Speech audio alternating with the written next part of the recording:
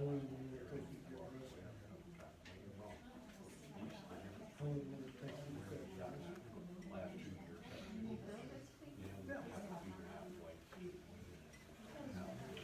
All right, guys, we'll pass this around.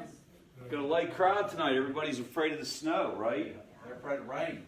Afraid of the rain. Yeah.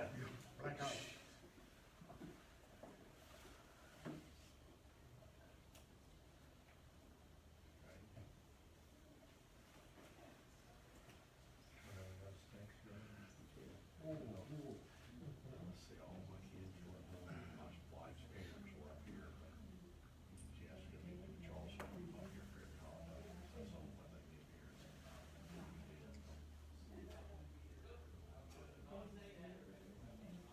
The next big thing for us is probably going to be after the holidays sometime. My son dealt with transition for almost 2 months. That keeps him safe.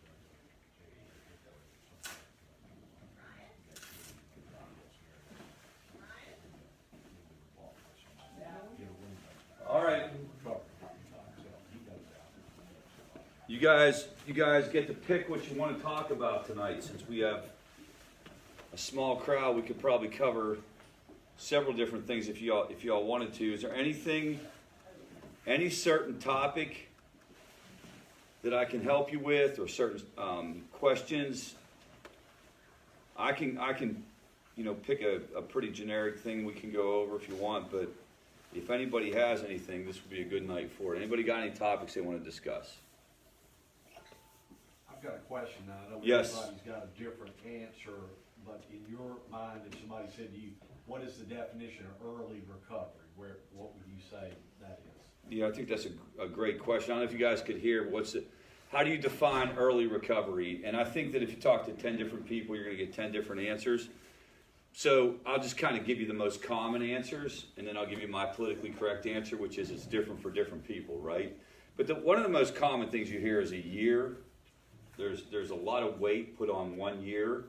And I think that does make a lot of sense. If you look at it just from a logical standpoint, if you stay in the recovery process for a year and you kind of stay on track, you probably have gone through some things. You've had some experiences along the way. You've gone through all the seasons of the year. You've gone through all the birthdays. You've gone through all the events. And that's kind of a good gauge on how you're doing with this thing.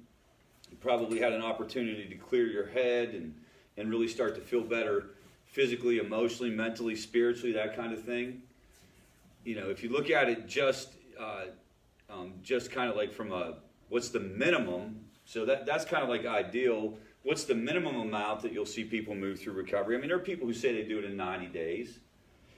And really what I think that is they're probably feeling a heck of a lot better in 90 days, depending on what they were up to.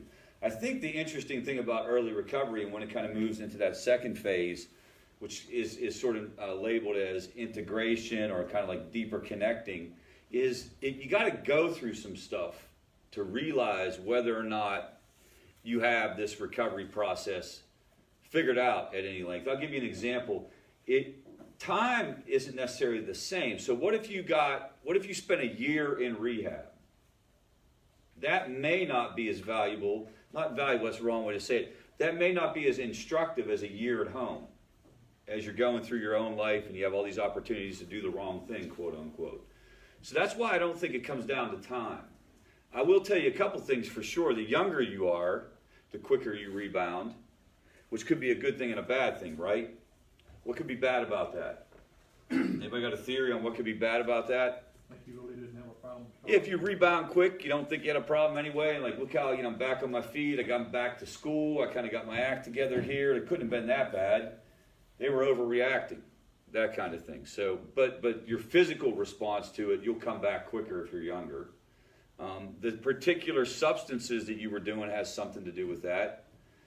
Definitely things like methamphetamine and some of those type of substances tend to treat the body really, really bad. Heroin tends to treat the body really, really bad. I mean, even if you look at like chronic alcohol use contributes to 88,000 deaths per year. So how long you've been doing a certain substance has a lot to do with it as well. We also know what a person does has a lot to do with how they're feeling in recovery. Sorry out there in Facebook land, my technology department let me down tonight. I have you guys rigged up on they're on like a card stand. Pretty ingenious, isn't it? MacGyver type stuff, right?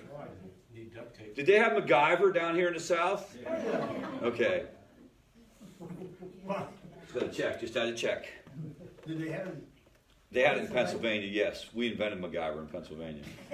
All right, so that's kind of like, and I see people have different terms for those different stages, and let's see if we can pull it up here if this is the slide that talks about the stages of recovery. In case your loved one's dealing with that.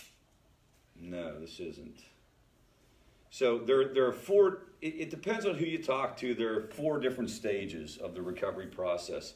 And it goes from like early recovery, or what people call stabilization, which means that, you know, you're going to get your head together, you're going to start to feel better. Then there's this phase called deepening and connecting. And so this is kind of like the person moves into a deeper level of commitment in terms of their recovery process. Now, understand what I'm saying is their particular recovery process, whatever that looks like for that person. Does that make sense? It won't be that they're doing exactly what Rich did, but whatever they're doing is kind of like try to stay on the right track. It's like any other change. If you've ever made a behavior change in your life, you know you go from a point in time whenever it's like you got to concentrate to do it every day to it sort of becomes natural. And that's kind of like deepening. And then there's integration. Whenever you're kind of full, it becomes fully part of your life. It's just sort of like you're not really even thinking about it. So I don't wake up every day and think, how am I not going to use today? Does that make sense? I did for a while. That was the case. I was literally like checking boxes almost. Then that changes. It's just sort of who you are. Decisions that used to be difficult become a little bit more routine. One of the best examples for me personally was around, I believed, and I still to a certain degree think this, like one of the biggest things that a person can do to predict whether or not they're going to be able to have successful recovery is changing the people they hang out with and the places they go and getting away from all those environmental triggers. Does that make sense? That's one of the biggest things that anyone can do. And for me, I took that so seriously. I didn't go anywhere. I stayed away from that stuff. And I remember things like weddings were a big deal. And I used to talk to people and I used to play it out and we'd have a plan and stuff. But today, weddings wouldn't be an issue at all. Does that make that you kind of move into it? It's just sort of like you just go and you're able to do what you need to do. Now, I will go on the record and tell you there's no good reason to be at the dope man's house. People can say things like, well, I had to go out for happy hour. It was a work-related issue. I had to go there. If I didn't go, it would be held against me. You might be able to make that comment, but you're never going to hear this. This will never occur in any workplace anywhere. Hey, we're going out after work today to shoot some heroin. That'll never happen in a workplace. So there's never really any good reason to go and be hanging out at those type of places. And I think the reason why that's important to talk about is a lot of people will say that they had no choice. Does that make sense? Like, I had no choice. I have to be around these folks. Here's another one. This is probably a better example. They're my best friend for life. I've had this guy in my life forever, right? Since we were in kindergarten, we were friends together. But if that person is using the drug of choice or your drug of choice, that's not a safe person to be around. And if you're able to make those changes, you increase the likelihood of success, because it's just like anything else. If you're on a diet and you get rid of the pizza, you're more likely to do well with it. So, all right, so that kind of like answers your question and then some. What other topics would we want to talk about tonight, guys? What other, again, if you want me to kind of just pick something, I will, but does anybody have any specific questions or thoughts on their mind? Well, to Yes. that point we were just talking about, my daughter does hang around friends that we would rather she didn't. And what I think it is she's pretty strong-willed, and I think she feels as though she can be around those people and not be affected by them. Yeah. So you also get into a situation. So think about this as parents or spouses, whatever your situation is, and you really start to ask yourself, what can you make another person do, right? This is the kind of the internal struggle for people dealing with this issue in their family. just like you can't make a person give up the substances, many times you can't make a person make the right decision on who they're hanging out with. And I've seen situations where people are really, really kind of committed. They do want to quit. And when they say that to me, I don't question it.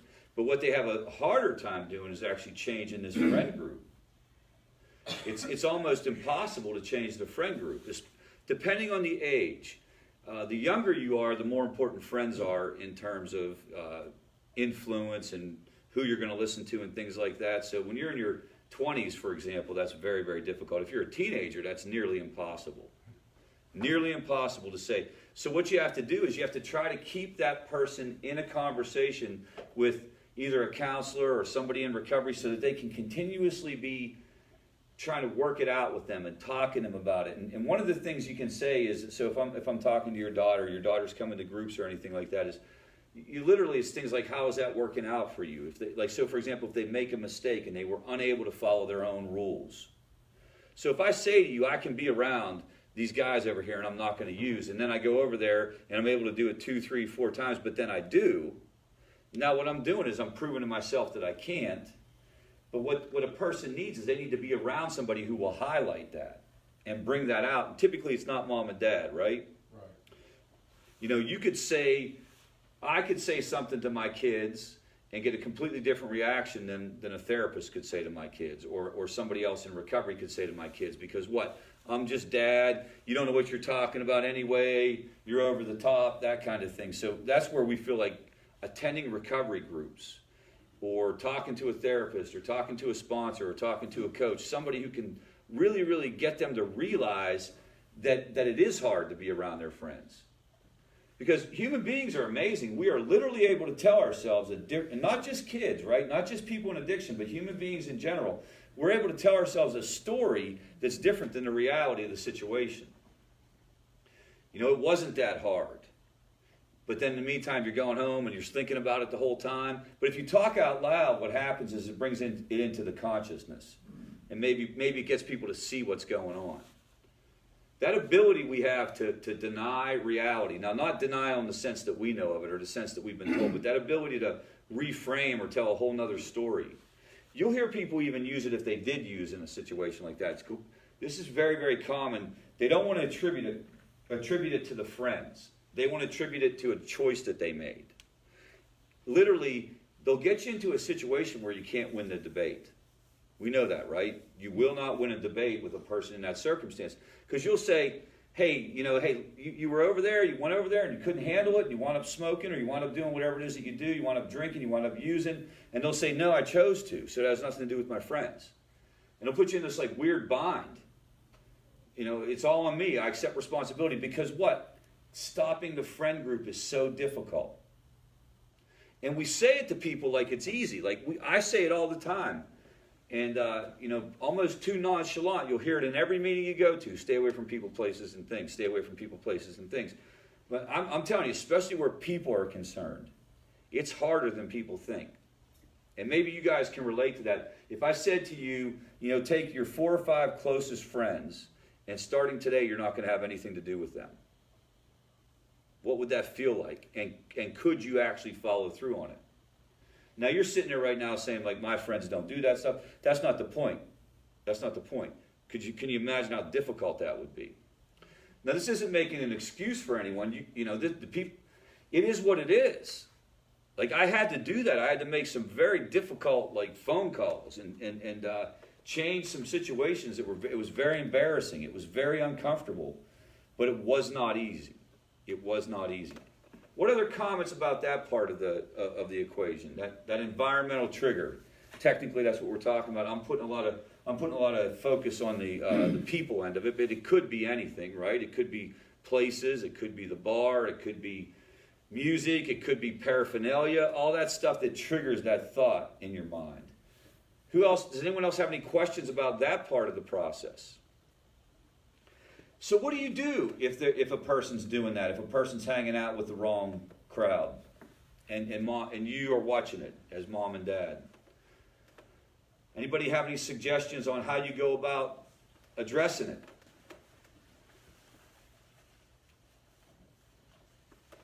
Well, I guess I should tell you. So, I mean, I say this stuff like as if it's going to... So you got to understand, all these are suggestions. All this stuff, it's a suggestion. It's a way of approaching it. It's not like I do this stuff perfectly with my own kids. And a lot of times I don't handle situations well because emotions are involved. So I'm in a situation here where I'm talking to you and it's kind of like, these are ideas. If you have something and it's working, you want to stick to it. But this isn't a situation where I'm an expert and I want to tell you how to raise your kids or how to handle your spouse or anything like that. These are all just suggestions and ideas and what maybe even more important than anything, ways of thinking about it. And one of the things to look at is just, why do people change anything? Why does a human being make any kind of change? Whether it's substances, smoking cigarettes, starting a diet program, or who they hang out with. You typically see that you go through a very predictable process. That most of this happens subconsciously, but if you were to talk to and interview people, you would find that they kind of go through this stages of change as they come to a realization they need to do something. And the first stage of change is you literally have no intention of changing the behavior. The person has no intention. They don't even consider it. You consider it really bad that they're smoking cigarettes. They consider it no big deal. I'm only 18. Smoke them if you got them, right? That's the lowest level of commitment. Now, if you have somebody in this stage of change, what you have to realize is that when you tell them, by definition, when you tell a person in this stage of change to do something, what do you think they do? By definition, they push back. They push back. It's almost like a reflex for the person. Maybe you've been in that situation. Have you ever been in a situation when somebody started telling you what to do and you almost immediately wanted to defend yourself and say why it wasn't going to work that way? It doesn't have to be about drugs and alcohol. It could be about anything. This is totally 100% natural human behavior to push back. The second part of that is when I push back on you, like if you tell me, Rich, you got to stop texting and driving, okay? Because this is an issue that I have, allegedly. According to my wife, I have an issue with texting and driving. But she's kind of diabolical on how she goes about that because we have trackers on our phone because I like to worry at night, so I put my kid on tracker, right? That's the only reason to do it. And so she could tell when I'm driving somewhere, so she'll text me when I'm driving because she's looking at it and bait me into a response so that she can confront my inappropriate behavior. Do you believe that? That is diabolical. So if I don't think that texting and driving is a problem, and I'm not even considering it, and as a person says, you got to quit texting and driving, accidents happen and stuff like that, and I say, it's no big deal, I only do it, you don't understand, I only do it when I'm at a red light, back off. And then they say, no, you got to stop, you have to stop. And I say, you don't understand, I only do it at a red light. The more I say that out loud, what happens? I actually start to believe it. Literally, from a psychological point of view, when you say something out loud to another person, it reinforces that position. So you can actually start talking yourself into believing what you're telling the other people. Did you ever get in a situation where you knew your loved one wasn't telling you the truth, but they were so convincing when they were talking about it that you actually hesitated and thought maybe they were telling the truth? And that's not an accident. That's because if you do it enough, you actually start to believe it. And that's what happens in this stage. The only thing that can be done for a person in this stage, so if they're hanging out with friends and they're not thinking about it, the best approach is education and awareness. And the problem is you guys probably can't give them education and awareness. But where could they get education and awareness? Anybody know of a place that happens to be experts at this stuff? So they could get education and awareness at something like this. You could bring them along to a family group and just sit there. That would be an idea. You could get them to come to an all recovery meeting and encourage them to come back if they haven't come for a while, or perhaps come with them. I don't know if you know that those meetings are open, meaning that anybody can attend. And so you get there, and what you're hoping happens is that they hear what other people's experience with this. They hear information about how it triggers thoughts in the brain, and they start to consider that maybe this is something we need to look at. because that moves a person into the second stage of change, which is contemplation, which goes like this. Maybe it is bad to be hanging out with these dudes. It kind of does. Every time I do leave, I do wish I would have been able to drink. But on the other hand, I can't imagine not doing it. It's this balancing act. It's technically called ambivalence, if you want to look at it from a psychological point of view. It's like a pendulum that swings back and forth. You want to change, you don't want to change. You want to change, you don't want to change, right? I want to quit eating horribly, but it's going to be very hard to not stop at a Sphinx on the way home and eat whatever the hell they got in that cooler, right? Because I'm going to be so hungry because I want to change in the morning, but by the time night comes, it swings back the other way. Most people actually, believe it or not, are in this stage. Even your kids who are still hanging out with their buddies and stuff like that, there's a part of them that knows they shouldn't. It's just too hard. This is what I believe. I don't know any of your children or whatever, so I shouldn't say that with such conviction, but I believe they're probably in this stage. And what needs to happen there is entering into a conversation, a more in-depth conversation, usually one-on-one, that kind of thing, where they're exploring that. And you're trying to highlight the way the person feels after they leave. You're trying to get them in touch with how it actually feels to go. I'll just make up a scenario. Let's say that I'm like, I don't know, I don't think this is a big deal. I can handle being at the bar where my buddies used to hang out. I'm trying not to drink, but I can handle being there. And I go there and I don't drink, right? Let's say I go there and I don't drink. But when I come home, I find myself thinking about it. And I'm playing it through my head, and I'm thinking about the smells, and I'm thinking about the jukebox, and I'm thinking about all that. Do they even have jukeboxes anymore?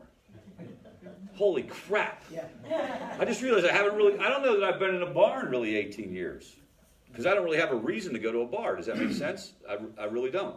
So back in the day, they had these things called jukeboxes. Holy weird. Waffle House. Waffle House. Yep. So basically, you go there, you're thinking about all this stuff, you're thinking about your buddies, and you become preoccupied with getting a drink. And maybe you don't drink, but it bothers you through the night.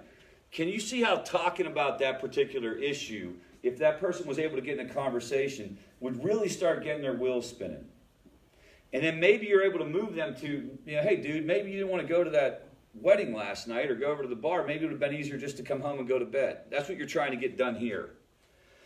Then people move into, these are the good stages. These are the stages that we all want to see our loved ones be in. Preparation is, okay, that's it, I'm done. I'm not going to hang out with these folks anymore. Let me go talk to Rich and figure out how to do it. Okay? And then action is, you start to turn away the invitations. You don't go, you follow me, this is you're doing it. And then people say, how long do you have to do a behavior before it becomes a habit, a positive habit? There's no clear answer to that. We were talking about when is early recovery over. This could be 6 months before it becomes a habit. They have done studies around other habits, and what they find is the average length of time it takes is about 66 days before you move from something you have to functionally check in with yourself on to something that's just habitual. Probably takes longer where substances are concerned. So you'd have to figure out how you negotiate that with your loved one. Let me go on the record, if you think going home and telling your loved one today, stop the behavior will work, I would recommend go do it. But I'm thinking it's unlikely to work because you probably wouldn't be sitting here if it did. You probably would be sitting home with them right now because you would have a very obedient, and I don't even know, this is an oxymoron, a very obedient drug addict on your hands. That's like jumbo shrimp, right? That doesn't exist. So any questions about negotiating this process or ideas? Other things you can do, guys, if people won't get information, like let's say, for example, they won't get information. They just will not come to a place like FAVOR. They will not talk to a therapist. Sometimes people can get books and they can get it there. Sometimes you can get stuff off the internet. You can get videos. You can go to my page, Recovery Cartel, and I have different videos on there where we're talking about this type of stuff. You're just trying to get the information in there to the person. Any other thoughts or ideas around negotiating that? That's a landmine right there. Because you kind of feel like you're damned if you do, damned if you don't. Were you going to say something? Yeah, I was going to ask a question because I think it's a universal recognition that people, places, and things are triggers or potential triggers?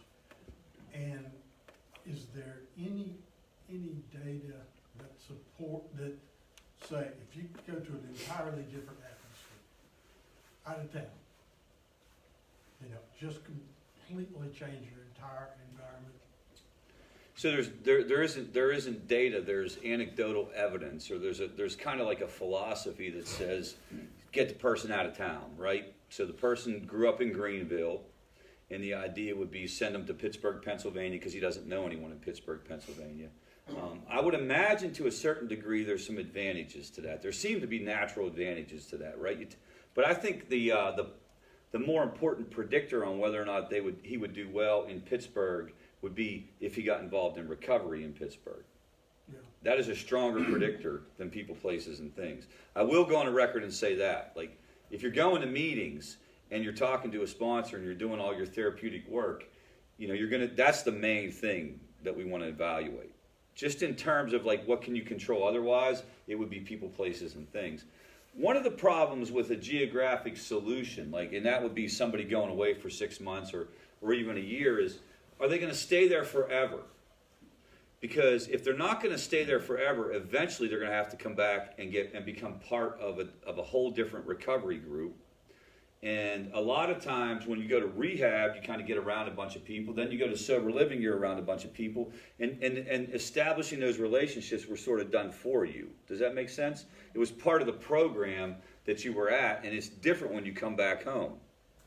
I know when I moved from Pennsylvania to South Carolina, it was different. Yes? I just want to say, I went to rehab in Florida, and I've done about 30 or 40 days there, but I left, and it took me about an hour to find somebody to use with, so it depends on if they You mean want. in Florida? Yes. Yeah, so I think that's a great point. I don't know if you guys could hear what she said. Even being out of town, you can still find, That's if you want. if you want to find it. Mhm. Yes, sir. One thing I wanted to say is, just speaking for me, wherever I go, I'm gonna be there. So my problems, you know, even if it's a geographical relocation, you know, something like that, I bring my problems with me. So I can decide to be in recovery here, or I can decide to be in recovery somewhere else, or I can decide to be drunk here, or I can decide to be drunk somewhere else. I think that, I know a lot of people that have done stuff like that, and for me, especially, I mean, with my work, I'm out of town some, and when I'm away from my network, that's when it really sneaks up on me. So, as far as I actually went to California, where those resort type rehabs, I mean, it was, you know, like she said, you know, you can walk straight out and, you know, they hang out and, you know, get drunk, do whatever you want to. Yeah, unless you're going to go literally forever. Like because you'll hear people say, I went to such and such place and I knew I was going to relocate there. And to a certain degree, if you're thinking that way, I guess it would make sense. But we got to be honest. Where are you going to live and where are you going to do your life? That's the place where you want to learn how to do recovery. And you can avoid people, places, and things in your hometown. I'm a testament to that. You can make a choice whether or not you go over to someone's apartment. Because look, we got to be honest that it doesn't necessarily work where like I'm kind of doing what I need to do and I'm not really talking to my old friends and I'm not really going to those places and all of a sudden, boom, somebody comes and finds me or the substance finds me. I've been doing this for a long time and I can tell you that's typically not the story. The story is what? We were talking, we were texting, we weren't talking about using, but we were talking and texting, and it's like anything else. You know, it doesn't go from like 0 to 60. What does it do? It's just like slowly but surely, here it comes, over time. Wrong decision here, wrong decision there, wrong person here, wrong. And here's the thing, the idea of having a network and talking about it can make all the difference through all those decisions. If you talk to somebody and you say like, you know, hey Hubert, I was thinking about, I've been talking to George and you know my history with George and he's like, dude, what are you thinking? And now all of a sudden what? Remember, what you're trying to do is you're trying to take it from your subconscious to your conscious mind, because when people spend time in their conscious mind, they tend to make decent decisions. Does that make sense? So your conscious mind is where you're able to do pros and cons. I'm going to walk down that dark alley. No, I'm not. That's not a good idea. Okay, but if I'm going emotionally, if I feel like somebody's chasing me, for example, what am I going to do? I'm going to run down that dark alley because my emotional mind is running the show. Fight or flight. That's a lot of these decisions that these kids make. I keep saying kids, because I do think it's harder for young people. I think it was easier for me to make the change. But what is it? It is technically like fight or flight. But what is the fear of? It's not fear of danger. What's the fear of? When a person will not change people, places, and things, what do you think they're afraid of? What would you be afraid of? Unknown. The unknown is one thing. Loneliness. Loneliness. Yes. Loneliness. People talking about me behind my back. People thinking I'm a punk. Never having any friends. All these irrational thoughts that people start rattling around take on a life. And they drive the person's behavior back to a group that probably isn't healthy. Now, there are people who would say that I'm overemphasizing that, hey, man, you should really be able to go and do what you got to do. I just don't buy that.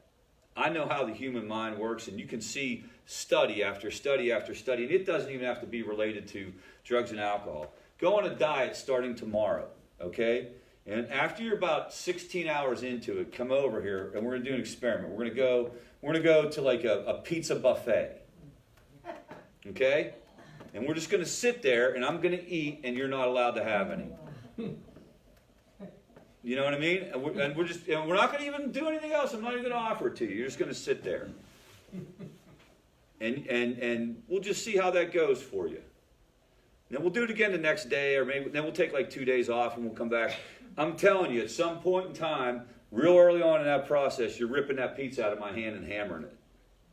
And then you're going back up for whatever else is up there. You get where I'm coming from? And so, that's why it seems completely logical. Because remember, we show this every week, but this is what you're dealing with in early recovery.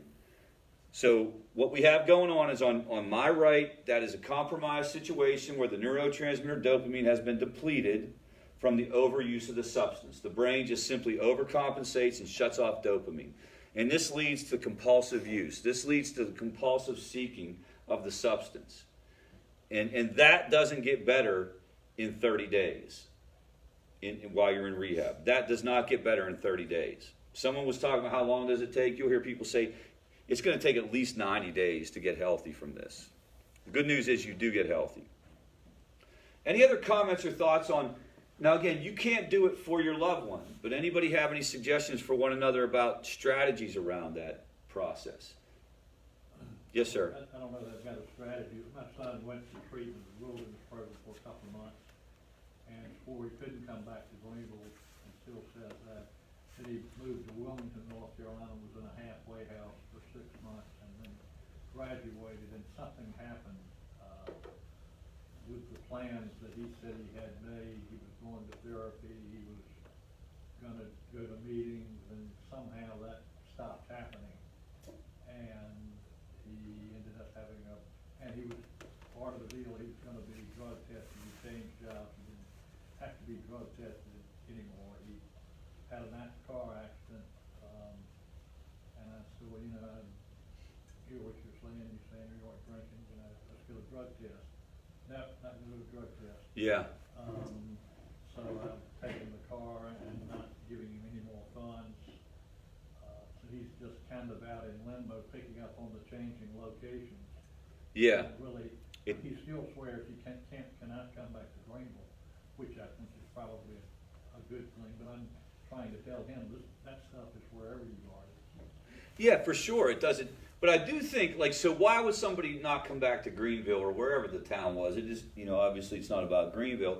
First of all, it depends on whether or not they have to come back, whether they have a family here or they have a career and stuff. Sometimes people have no choice. They have to come back, right? I mean, you can't check out of life. You got your kids, you got your job here, you got to come back. Sometimes young people can relocate. I mean, I know several people who've gone to Colorado or some other place and just never come back. And that's fine too, but we got to be real.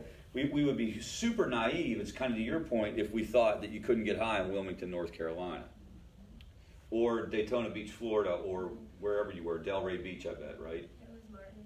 Okay. You know, wherever you are, you can find what you want. But he did come home over Thanksgiving and was here a week, stayed close to home, went to church with us. He doesn't have a car, and there were no signs of any usage, but he still rejects the idea of having drug tests. In fact, I don't even talk to him about it anymore. That's a good idea to not talk to him about. So I can tell you the one thing about the greatest predictor on whether or not a person will find success and find long-term recovery is if they stay involved in some type of recovery process, is if they keep, basically, it's the simplest thing in the world. If you keep trying, you will eventually get this thing. Do you guys get that? Like, that's a fact. If you keep trying, and you got to remember, what we're talking about here is we're talking about recovery in terms of, like, how does this stuff look to, I don't want to say this, how does this look on a research basis? Does that make sense? Not on Rich's experience or what I think. This is kind of like how it works. If people keep trying, about 70% of people will get it. But the problem is about 9 out of 10 people quit trying. Does that make sense? 9 out of 10 people throw the towel in and say, what? I can't do this. Or worse yet, they never even tried in the first place. So the question is, what do families do, if they can do anything at all, to keep nudging the person back toward that process? How do you keep nudging the person back toward that process if they're already kind of like, screw it? Kind of what you're doing.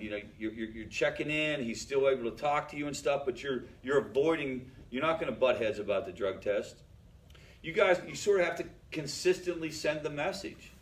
Now, depending on where you're at in the process, you might be saying we need to do an intervention or we need to do something very, very serious. I'll pull up those 4 different options we talk about. So please, again, apply this to your individual situation. You may not be able to just nudge them along. You may have to do an intervention. You guys get where I'm coming from? What would make you think you have to do an intervention? It would be if you feel like it's dangerous. And the issue that we have today that makes everything so confusing is certain substances, any use is dangerous right now. That's really that is one of the biggest problems we have as a country right now. Our system is not set up to respond immediately without the person going through the progression. And in today's world, you can't go through a progression because what? Fentanyl and carfentanil. Everyone knows what that is, right? And so that could be, maybe that's something you share. I think I have a picture of it in here somewhere. Hubert, were you going to say something? Well, I've got a question, and it's relating to what we're talking about, because I'm dealing with a situation now where the girl's been in recovery for maybe 7 months now, and doing really well. Well, she's not using, let's say. And I'm working with the husband, and she's kind of in that idle, like just kind of like idling. And now with the holidays and the weather, and she's really prone to depression, I guess, Yeah. some things. And it's like I'm almost like waiting on her to make a bad move, like Yeah. make a bad choice.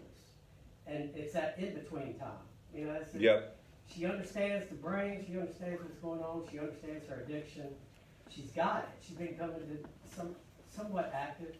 Yep. But when meetings are over, she's at home. It's almost like she's cooped up in her room watching Netflix or something. Yeah.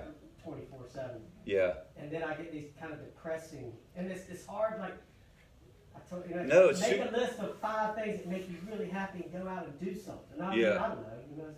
It's very. It's very difficult. It's very difficult to watch somebody that you care about move toward doing the wrong thing or doing a self-destructive thing, right?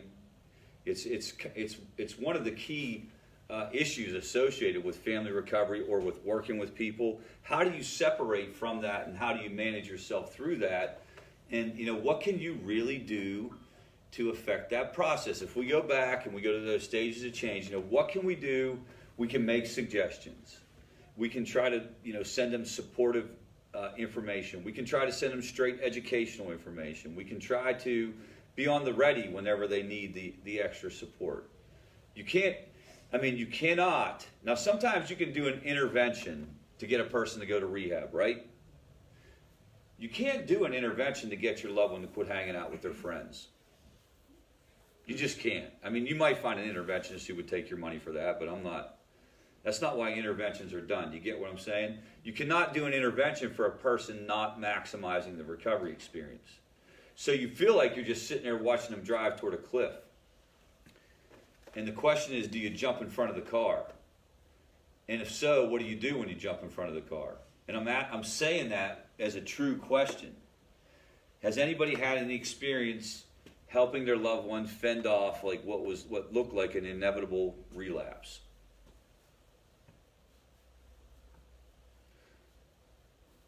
All right, so let's pretend that that's not part of the equation. How do you manage yourself if you see that going on? What are the strategies you use? Or does anyone have any suggestions for one another? So you guys, we talked about this, I think, 2 weeks ago, because I wasn't here last week. I don't know if you recall. We talked about this thing called detachment. You may have been here. Detachment is, it doesn't mean you're not talking to the person. It doesn't mean you're not having lunch with the person. It doesn't mean you're not exchanging text messages.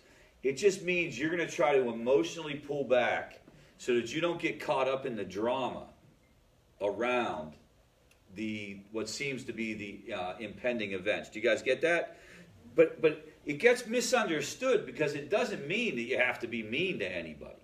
It doesn't mean that you have to cut off all contact. It simply means you got to start to know yourself, and you got to say, I can be in this conversation, but I can't be in that conversation because I cannot watch you self-destruct. And you start to do some of that classic stuff where you're sort of going to try to take care of yourself a little bit through this process. It's very, very difficult to do. Very difficult to do. And most people will not do it unless they feel like there's nothing else they can do. Does that make sense? Very few people can do it unless they feel like they've tried everything else first. So if you feel like you've run out of options, kind of the only thing you're left with is to start to try to step back. If you don't know what all your options are, you call us and we try to take you through all those options and start, if there are any other treatment programs or there are any other recovery programs or any other types of recovery, that kind of thing, sometimes that's something you can look into. But again, I'm even trying to take a step back from that. I'm assuming, let's just assume your person is in recovery, or maybe things are getting a little bit better and it's not quite as dangerous, but you see all these signs. That negotiating that can be just as difficult. Just as difficult. Anybody have anything they would want to share about that? All right. So this is what I was talking about, why we have to be extra cautious. And, most people know this information, and they understand like how lethal these substances are. But this represents the amount of fentanyl it takes to a lethal dose, if you will. So when I was a kid, when I was 18, 19, 20 years old, and I was doing wild stuff and making mistakes and kind of falling on my face, and I got a little older, my mom had no choice, she had to detach, right? Well, when she detached, this wasn't around. This was not a reality in 1992 or 93. We used to say, addiction's out to kill you. We used to say that, but I never believed it. I'll tell you that first of all. And it just wasn't the way it's out to kill you now. When I got in recovery, 10,000 people, I looked at the statistics, I got in recovery in 2001, 10,000 people died nationwide that year. Last year, 73,000 people died. So this is a reality that makes all of this more difficult. It makes all of this more difficult. So that's why if you're struggling with this, that's probably why. That's because you see this in the news every day. You see it on in congressional hearings. You see the president just signed legislation, all these big deals. Maybe information like this helps the person. Maybe information about fake pills that are out there. I don't know. You tell me. Would your loved one even listen to this? How do we get the information to folks that are dealing with this issue? So what you have here is the ones on top. These are fake, and these are legitimate. And the fake pills are basically they're essentially cut. They're filler and fentanyl. And so what will happen is if people are using if people are using a certain type of painkiller and they run out and they go to the street, they don't know what they're actually buying. So information can maybe be helpful. Now we talked about being in the pre-contemplation stage, perhaps information can be helpful. And again, we're not saying this so that we can ignore alcohol. That's not at all what we're doing. Does anyone have any final thoughts or comments on that part of the process or suggestions for one another? Yes, sir. Yeah, well, we're talking a little bit about negative triggers, but I was wondering about, I don't know if it's just certain people have this, but they have like a positive trigger. Yeah. On TV, you see these commercials where, the guy, he runs outside to get a smoke while his son shoots the winning basketball, and that was a turning point. Yeah. My daughter, older daughter, she used to smoke like a fiend. I mean, constantly. And then just like that, as soon as she was pregnant, the smoking stopped. Yeah. Those are positive triggers. Those are positive events, moments that push a person toward change. Yeah, that little cliff that you finally fall off of and wake up yourself. Yeah. Is there any way to instigate that in other people? Well, yeah, and people, you do try to do that. You probably already are trying to do that. When you set boundaries, part of that is to instigate it. The idea of rock bottom, which really isn't an appropriate term, but what the general principle there is the person gets to a point where the consequences get so serious that they make a change. Now, it's not really bottom. It's not really rock bottom. But that's the point that they're trying to make whenever people use the term rock bottom, that you get to a point where you can't ignore this anymore and something happens and it moves you toward the change. It could be maybe a DUI, or it could be, for some people, it's not even anything that serious. It's very strange when you start looking and you have the opportunity to talk to as many different people as I do, what pushes a person toward recovery versus what doesn't. Do you guys get that? It is so unpredictable in terms of like, what is that thing that clicked that got you to go? The other thing is, you got to remember, most people have to try over and over again, multiple times, and recovery is not a straight line. It tends to be, most people think of recovery as it's just this straight linear process, but it's really one step forward, two steps back, one forward, and then eventually you get it. That's how, and again, we're talking about overall. I'm not talking about anybody's, one person's personal experience. I'm talking about the overall pattern around this issue. So, that's, how do you keep them moving forward rather than quitting altogether? And now, what do we mean by moving forward? What would moving forward mean? Anybody have any thoughts on what I'm talking about with that? Processing. Working toward recovery, and recovery being all those things that go on that list. And maybe they're not doing all of them perfectly, but maybe they're doing some of them well, and you want to reinforce what they're doing well. And I know it's hard, but so for example, we have people coming to meetings that probably aren't doing that great in terms of not using. But we reinforce the heck out of the meeting attendance. And if they were going to see a therapist, you want to reinforce the fact that they're seeing a therapist. You're trying to capture whatever positive momentum you can to keep their head in the game. But it's really difficult because sometimes, 3 positives can be what? Wiped out by 1 negative, because the negative is pretty darn big. Does anybody have that situation going on? You feel like you got that going on right now? That's a tough one. Sometimes it's like, well, but and I know it's so much easier for us to see it and say, like, this person's moving forward. But I have a lot of people that I've worked with over the years, not even only a favor, that I've seen, like, get it by staying involved. And, literally, like, or even they would fall off for a week and then they were able to come back and we were able to find them. Like, that process of sticking and staying. And again, I want to emphasize, you don't have to do it any one way. Maybe you don't do favor meetings. Maybe you do AA meetings. Maybe you do NA meetings. Maybe you do therapy. I'm of the opinion if a person's going and seeing a therapist, that's better than doing nothing. So that's sort of where we would go with it. Now, if you look at relapse in general, relapse prevention in general, this is all the stuff about the brain. We talk about this every week. It gets really, really technical here on what's going on and how dopamine is released. But basically, this part of the brain is the pleasure center. It overrides the thinking part of the brain, and you automatically go get the substance. The substance starts to take on almost the same. Actually, it does take on the same level of importance as food when you're hungry. It's no longer about a party. It's about I got to live. And that's the process that's going on there. There are a lot of different things that lead to that. You know that there are genetic issues associated with who becomes addicted to a substance. There are also, like, the biggest predictor is age of first use. If you talk to folks in treatment, for example, the age of first use is around 13 years old. Your brain is still developing and you're flooding it with these chemicals.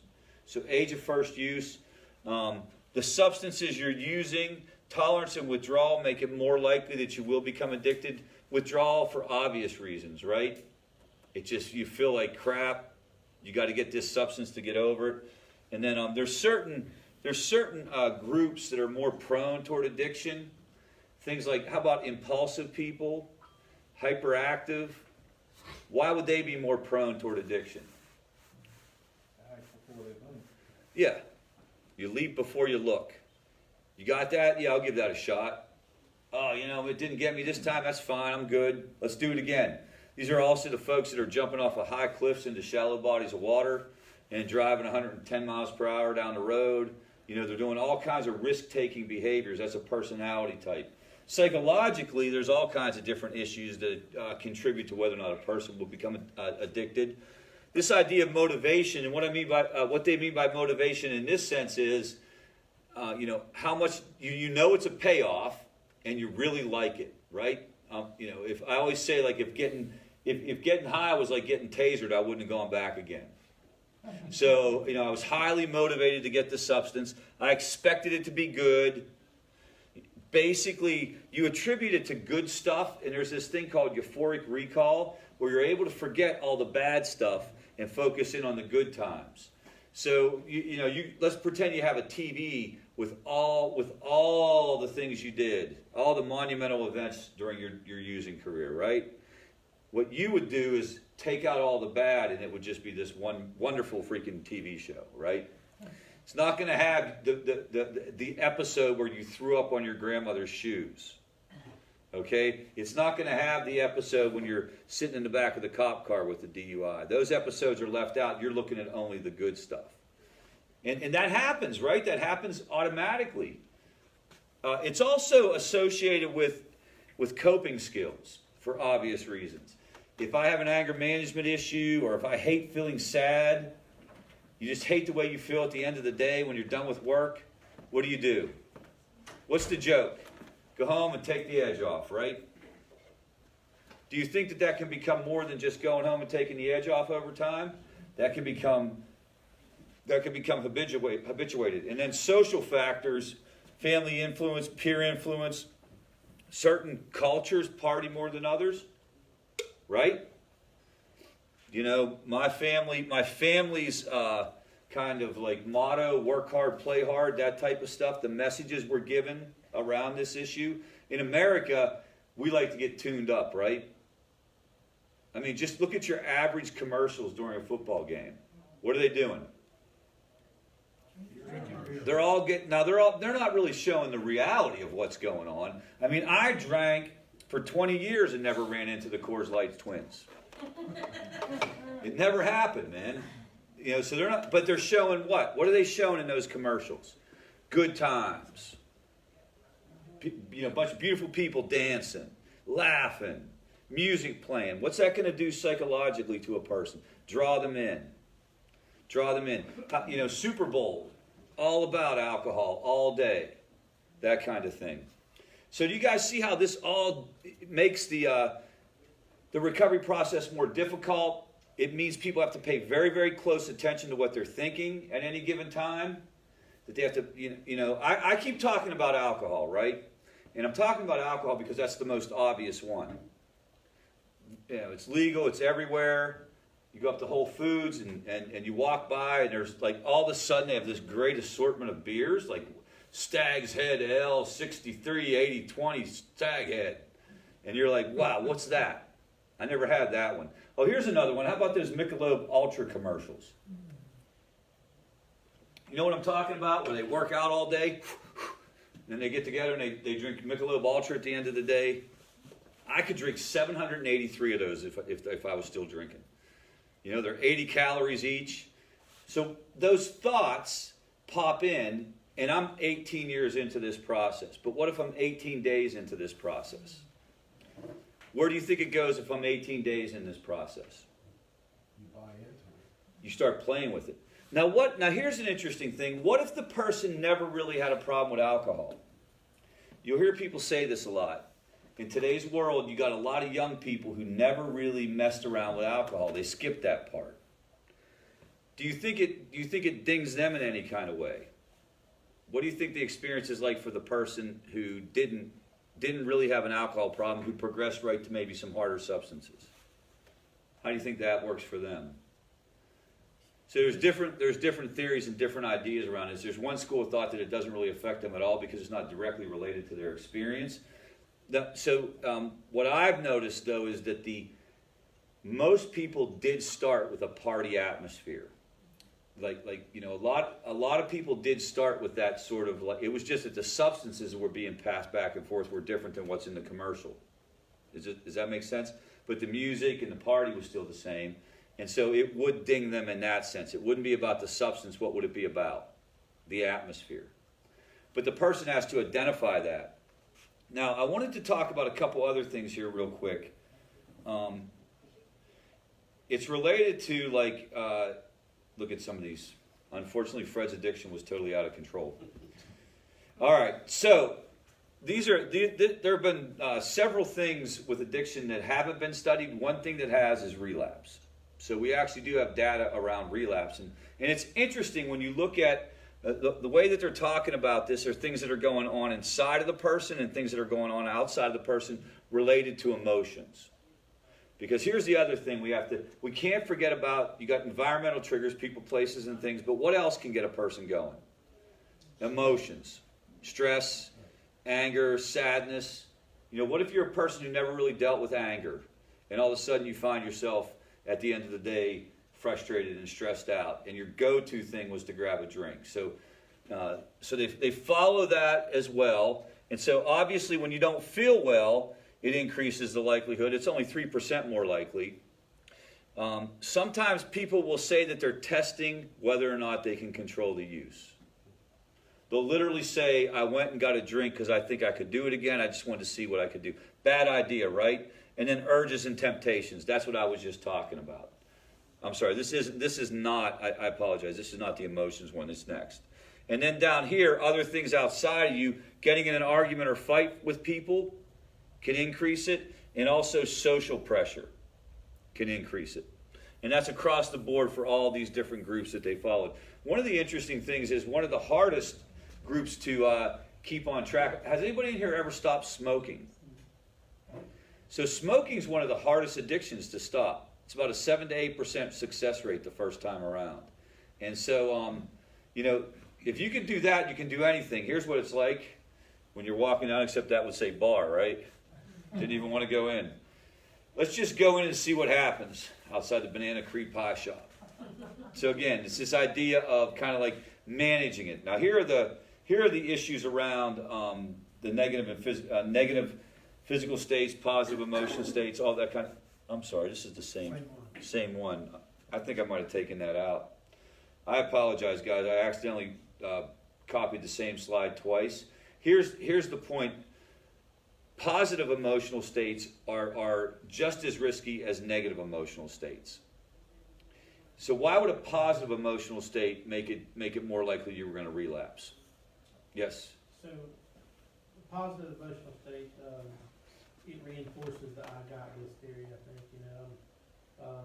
If everything's going good, you know, I know for me, if everything's going good, I have when things are bad, I'm going to find a meeting. You know, I'm going to call my sponsor. I'm going to do Yep. I'm going to read, I'm going to pray and all stuff. When things are going good, sometimes it's hard. They're not really hard. It's just, you know. The urgency isn't there. Yeah, you know, it's like, Yeah. well, I got this. Well, then that gets very dangerous for me. It has, you know, several times.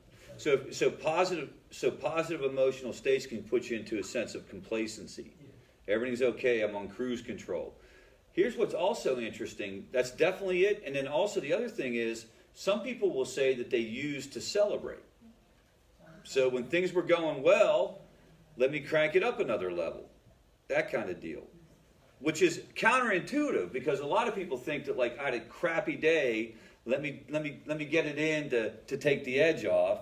But what you find is you got demoted, some people will get drunk to deal with it. Other people won't. You get promoted, some people will get drunk to celebrate it. Does that make sense? So the person, you have to know yourself.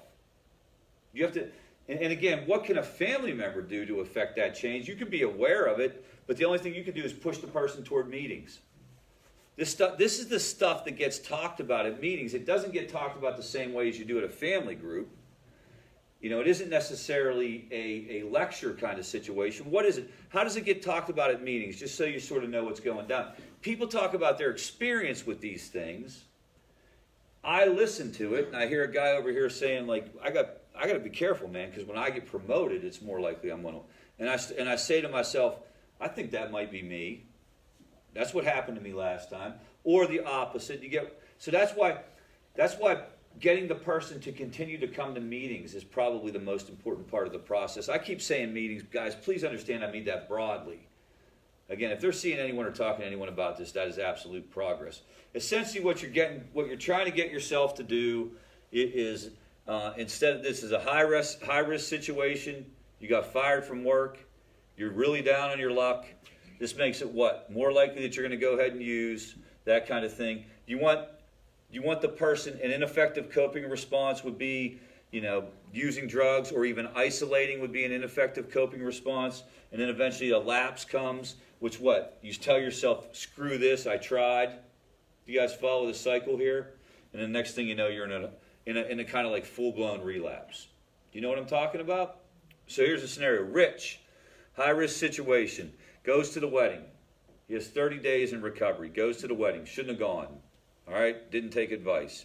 Goes to the wedding. When he's there, he feels what? He feels himself getting revved up. How do I, what's that like? My anxiety's going up, my agitation level's going up. I'm just not in a real good mood. It's ramping up, okay? I go home and I don't do anything about it. I don't call anyone. I don't write in my journal. I just go home and stew on it. And it's there, and it's riding me. So what's happening while it's riding me? I'm getting in a bad mood. I'm getting in a bad mood. I'm getting in a bad mood. I'm thinking about drinking because I was around all this. I'm thinking about drinking, and it's stressing me out. So what do? I go get a drink because I can finally, calm down. And then what happens is I start beating myself up. What a piece of crap. I knew I couldn't do this. And then I'll go get another drink. Now I'm using this with alcohol. It could be any substance, right? Versus same type of situation, but the person responds with an effective coping skill. What would that be? This box, you could list 100 things in there that you could do other than drink. Call your sponsor, call your coach, see if you can get an appointment with your therapist, write in your journal, exercise, tell somebody about it, pray about it. I mean, you can make a list of things that people can do here that make it more likely that they're going to get through this without using. Problem is, a lot of people won't do it. Yes? Under effective coping response, would that be, like, for me, I'm really into sugar, like. Oh, yeah. Stuff. And, buying a candy bar and purposely throwing it out yourself, or buying cigarettes and then throwing them out, you doing it. Is that positive? Yeah, you could. That's what I'm saying. Like, you could invent your own things for that box. And that would be one. Whatever's going to re-click your brain on the reality of the situation is what you're looking for. And then what happens is just the opposite of down here. If you did it once, you feel better about it. You basically are like pumped up rather than knocked down. And then what's that do? It decreases the likelihood that you're going to do the right thing. What you're looking for is you want a positive cycle.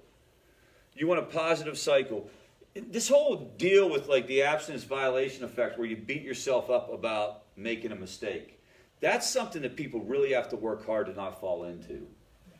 I don't know if you guys have ever experienced that related to anything. I experienced that a lot in terms of like stopping this. I tried 4 or 5 times before I got this thing, if you know what I mean. Like, and literally, like, I thought when I came into recovery and I finally, like, kind of stayed, I literally thought getting recovery was like winning the lottery. That there were only certain people that were ever going to get this, and I just wasn't one of those people. But then what I realized though was, and I don't know how I realized it, to be perfectly honest with you, I can't tell you one person told me this. It wasn't like one single person, but it was probably, I went to a lot of meetings, I heard a lot of different things, I talked to a therapist, I just got, somehow, some way, like this light bulb went on. It was just like, if you just keep trying, dude, you know, this can get better. And I think it was probably from being around other people who I heard them say that. You know what I mean? I definitely didn't hear it sitting on my couch at home. So that's what we want to try to. That's what we want to try to kick into. Now, some people would say that as family members, you guys also have your own relapse cycle. All right. So with family members, the relapse wouldn't be drinking or using. What would it be? Relapse into maybe enabling behaviors, maybe a relapse into an emotional like outburst. Some of the old behaviors that you're trying to change. You guys, the controlling behaviors, that kind of stuff. You know, the high-risk situation wouldn't be the wedding. What would it be? Oh, man, I don't know. So-and-so went out, and you've been texting them, and they're not responding. That's the high-risk situation, right? Same thing. You can, you know, you don't do anything about it. You just sit there and you check your text message every 13 seconds, right? And while you're doing that, what's happening? You're getting revved up. You're getting revved up. You know, you're getting revved up. Down here, you're basically like, I can't do this. I can't do this. She'll never be okay. She'll never be okay. You guys know the cycle I'm talking about? The rumination that starts going on? Your lapse is not drinking. What would it be? You jump in the car and you drive all around Greenville looking. You drive, and because what happens here is you actually get relief the same way I got relief from the drink. Does that make sense? Because at the very least, you're occupied now. Do you guys know what I mean by going from a worried state to a busy state? You're now occupied. You're driving around. You're driving everywhere. Okay? You find the person. They're actually over there. Their phone was dead. You know, they flip out. You flip out. I can't believe this. You can't trust me. Of course I don't trust you. You know, that thing, it's a big, huge blow up. And then you're left standing there saying, what the hell's wrong with me? What the hell's wrong with me? And it increases the likelihood that you throw the towel in on your recovery. And you resort back to those old behaviors and you get your own cycle going in the wrong direction. So it'd be the same thing. You want to have an effective coping response. You know, down here, this person should have called and got some support from somebody in recovery. You could do the same thing up here. Or maybe you have somebody else that you can text that can kind of redirect you. Or maybe mom and dad can redirect one another. I don't know what that looks like, but you're going to have to do the same intervention on yourself. If you're trying to step back and not be as controlling and not be as overwhelmed in this situation, you're going to have to find a way to deal with that in the moment. And it's very, very difficult. Again, I've gone through this personally. I know what it's like to be in that worry cycle. You know what I mean by that? That hamster wheel that will not go away. How do you do that? How do you stop that worry cycle? What's an effective way to stop the worry cycle? If we agree that driving frantically around Greenville may not be the best way, what would be another way? Call a coach. So when you call somebody, when you're in any kind of anxiety kind of crisis, when you call somebody, what happens? How does it work? It literally interrupts the cycle that you're in because the process of calling takes your attention away from the incident or the issue. Does that make sense? So even if you don't necessarily think that calling the coach is going to do anything, like in other words, they're stupid, they don't have anything to say. They're not going to help. The actual process of getting into that can interrupt that cycle in your brain. So definitely calling somebody. It could be a coach, it could be a sponsor, it could be a therapist, it could be somebody from your church, it could be a friend if you have a friend who's supportive. Make sure you call the right person. So when I'm in this state, I don't need to be calling the dope man, right? When you're in this state, you don't need to be calling somebody who's toxic. You guys know what I mean by toxic people? The person who says to you, if that was my kid, I would, fill in the blank. That's the person you don't want to call. And you have a list of people you can call. Other things that you can do in this box. Yes? Put it on paper. Yeah, just writing it down, journaling, or whatever you want to call it, putting on paper. Literally the process of writing it out, and you're thinking like you want to take it from your brain to this paper, and you're occupying your mind. That's the first advantage. But secondly, you're processing it, and you literally may come to a different conclusion. You may say to yourself, like, wait a minute, there are other explanations here other than the fact so and so's out getting high. It could be that the phone is dead. You follow me? You're trying to get something to go on. You might have to work on this. This may be your list as a family recovery kind of effort to figure out what you put in that box. Does anyone else have any other suggestions? Yes? Not a suggestion, just where does hope come in? Our son is in recovery, and he's in a halfway house or sober living, Okay. and he is separated from his wife. There doesn't appear to be any end to his sober living experience. They're not communicating at all. I don't have a whole lot of time for therapy right now, Yeah. because the therapist has recommended that they don't communicate. If you don't communicate with somebody, how are you going to keep the hope alive? Well, I think it's a great question. I think you have multiple things going on. So you have, first of all, you have incomplete information, because the truth is you're not in the therapy sessions, and you don't know. You only know probably a little bit of the situation. Does that make sense? So you have that going on, and no one can ever say that like things are going to work out when people get into these situations. That certainly wasn't the case. But at the same time, no one can say they're not going to work out either. And there's a process to it in terms of like trust and working through issues within families that it tends to take longer than people think. The hope would be that there have been many, many people in your son's shoes that have worked it out. The problem is you wouldn't get to hear that because you're probably not in 12-step meetings and FAVOR meetings. He would get to hear that in meetings. Does that make sense? No one would look at your son and say, I guarantee this is going to be happily ever after. But what happens is it's like any other human endeavor. When you're around and you start to hear people that you can relate to, and you start to hear like how there are different ways of this going, you do get hope from that. You do get hope from that. Now for you, it's harder. The issue is, how do you get hope for his situation? Or how do you deal with some of the fears and some of the sadness you have for him when you're not around hearing that stuff? Do you follow? Like you get to hear a little bit of it here from me, but this is a family recovery group. This isn't a recovery group in the classic sense.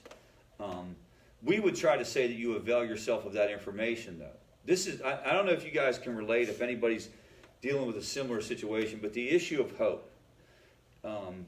You got to get around people where you're going to hear that. And here's what you need to know. Like, people do get better, and families do get reunited, and things do work out even from the bleakest of situations. Even from situations where therapists have said, we're not talking to each other. And you want to know how I know? Because I went through it. I also know because I've been a therapist in those situations. And what happens is that you can't speed up time. You can't speed up time, and when it comes to trust, and maybe you guys can relate to this if you've gone through this with a loved one, when it comes to the word trust, it's one of the hardest things to rebuild, and you can't do it quicker. I wish there was a way. I wish there was a way to move a person through that faster, because it's one of the hardest things, for a wife to trust a husband or for parents to trust their kids. It's very difficult. And how's the saying go? It takes years to build up trust and a second to erode it. You as his father, though, you're in a tough spot because you're literally you're on the observing end of this. But tell yourself, and you guys can weigh in on this hope stuff. Like, honestly, hope, this is my take on hope. Hope is just you have to choose a way of looking at it. Because for every case where you can say, like, this isn't going to work out, here's why, I can tell you 13 where it did. And so, but you don't have all that info. You literally just have to choose. Do you guys get that? Super difficult where addiction is concerned. I mean, this is one of the hardest things about dealing with this issue, and it's one of the reasons why people don't think it's a disease, and it's one of the reasons why it's mishandled, because the stuff that a person does when they're in the middle of active addiction, it makes it so hard for the family to sort it out afterward. And the trust issue, when I looked at my wife, And I said to her, that'll never happen again. And I went out and got in the car and I did it again. And then she came out and caught me in the car and I went back in. I said, that'll never happen again. And I went back out to the car and I did it again. Like that happening over and over and over again is very hard to go away over a period of time, over a shorter period of time. But as family members, I guess it would be similar to dealing with any kind of disease, right? We have to choose which direction we're going to go with this in our mind. Because you can get down. Because if you just look at the situation, especially early on, there's a lot of things, right, not going well. Were you going to say something? You had your hand up, but that's okay. I talked too long. No, I think you're right. I think it is hard to, sometimes I think as family members, we have to push back and we have to trust that the therapists that are involved are the experts there and they're doing the right thing. Yeah.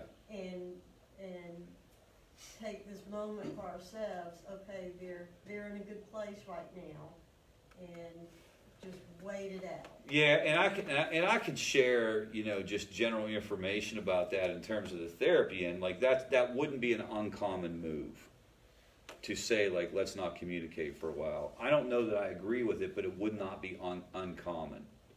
So it in and of itself isn't necessarily a red flag at such a level where you say that and I think, well, that happens in almost all cases.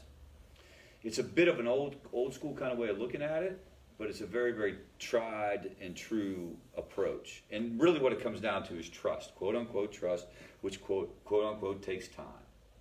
Now what I would do is I'd throw them together right from the jump and just be like, let's have at it. Because that's kind of like what they teach you in family therapy school, is to get them to fight in front of you so that you can figure out, like, you know what I mean? So you can see what the dynamics are. So I would put on my helmet if I was doing that case. I would literally put on my helmet so I could get hit with any flying objects, and we would get together and we could just hash that out. But her approach is not unusual. All right. I wanted to go through real quick because we got about 14 minutes left. And I wanted to talk about taking care of ourselves and any kind of suggestions. And we'll probably wrap this up a little early. But again, at the end of every group, I kind of like to take a minute and talk about what are you doing to take care of your stress level. We've talked a lot tonight about what you're dealing with the relapse and what's that look like. Let's take a second and talk about you guys and your program and your stress level. How you dealing with stress these days? Yes. I can go. I'm fresh off a relapse, and one of the things that I'm doing is putting a lot of confidence in my fellows and in the rooms, and doing what I'm told. That's what I was getting at earlier. When things are dire, I'm okay. When things start doing good, that's when I get complacent. One thing I was wanting to say about hope to this gentleman over here, it's I don't mean the cross talk, but for us, people who are in the rooms, we get to see examples like you, and like a lot of people, with a lot of solid sobriety, and that's who we get to see. Our families are unlucky because they get a lot of negative outside influence, and it's easy for someone on the outside looking in to tell you what to do, but if they were in that situation, it would be completely different. So one of the things for me, that's me putting hope in the program and seeing these guys and seeing that every day when I go, knowing that it's worked for them and they were a hell of a lot worse off than I was. Yeah, it's tangible. I can actually see it. I can feel it. I don't have to put blind faith in something. Yeah. I can talk to these guys and see it every day. One of the things, with open meetings, anybody can come, and it might be something good, for a family member to come just as a visitor, because we love visitors, come in and just observe and see that, yes, it does work, and I think that takes, that's your hope. That's my hope. So just so everyone's aware, like an open meeting, you can go on any one of the fellowships. So there's different fellowships or different programs, and AA, they have an AA World Service. If you just Google it, it'll pop up and you throw in a zip code and you can go to an open meeting. Any open meeting you can go to. You don't even have to have your loved one to. You can just walk in. Same thing with Narcotics Anonymous. Same thing with FAVOR meetings. Now ours, we have a calendar you would pull up, and it's on our website. But basically, it's at noon every day, and then also Tuesday and Thursday evening at 6:30. Coming to stuff like this, we can talk more intentionally about it, but it is a family group, so you're going to get less information about the person and their recovery. It's going to be more about how do families cope with this. But people do recover. I think that's what you're saying. People do recover. They recover from horrible situations. I said earlier that the actual, the odds of a person finding long-term recovery are pretty good if they keep coming back. If they keep coming back and they keep trying, you will get better. You will get better even if you fall 80 times and you get up 81 times. You guys get that? And that's the hope that you want to get tapped into. But you'd have to come check out some of that stuff, or maybe we could do some things here where we have people come and share, perhaps. It would be different for different situations. Sometimes we have folks in recovery who come to this meeting, not a lot, but sometimes. So it would be getting around and hearing that alternative, right? If you only hear bad news all day, no matter what the bad news is about, it's going to bring you down, right? That's why you want to limit the amount of cable news that you watch these days. A couple other things real quick that we believe in. Some kind of morning routine, whatever that means for you. Some people would say they pray in the morning. Some people would say they meditate in the morning. Some people would say they read a devotional in the morning. Some people would say they just sit quietly and listen. What we know for sure is if you start your day at 100 miles per hour because you're late and you're running around looking for your keys, can't find your keys, can't find your wallet, you get in the car, you're on traffic on 85 because it doesn't matter what time of the day it is, you are in traffic on 85, it does not matter. And you're what? Slamming your dashboard, you're setting yourself up for a high-stress day. Those type of things. Exercise, walking, running, whatever it may be. Yoga, if you're into that. I've never particularly participated in that myself, but hey, that's your thing. Remember some of the other basics. Getting outside. We talk about this a lot. The free three. Get outside, listen to music, and laugh. Try to find something to laugh about every day. And then 3 good things would be the only other thing. And it's not a gratitude list where we talk about I'm healthy, I have a place to live, I have a job. It's literally 3 good things that happened that day. Start to recondition your brain to notice the positive. Very, very specific things like I was late for the meeting and I didn't catch any red lights. Or the one I always talk about is, and tell me that this isn't like a small miracle when this happens. You're kind of in a hurry or you're just frustrated and you're number 10 in line at the grocery store, right? And then somebody comes up and opens that line and you go from 10 to 1. All right? Now, why you're doing that and why you write it down, it's a scientific fact. Our brains are wired to notice bad stuff because it kept us alive. When we were back in the caveman days, you didn't want to be too chill. You want to be on your toes, right? Because you're going to get stomped. So we have to make ourselves notice the positive. All right. So let's see. Just in terms of scheduling, I will be here next Monday, and we'll do a group like this next Monday. Then I'm off for a period of time. I'll be off, I think, 2 Mondays in a row. So, and we'll just do lectures then. I think, unless that's Christmas Eve or something. What's today, the 10th? Yeah. So that's Christmas Day. There won't be group that day. Holy cow! We'll have group next week, and then we won't have it for 2 weeks. Christmas Eve. Yeah, Christmas Eve we'll have it. Okay. All right. Well, good deal. Thank you for being here tonight on such a snow apocalypse. If we can get a moment of silence for those still suffering with this disease, and for the family members brought into this no choice of their own, followed by the serenity prayer. God, grant me the serenity to accept the things I cannot change, the courage to change the things I can, and the wisdom to know the difference. All right, good deal. Thank you.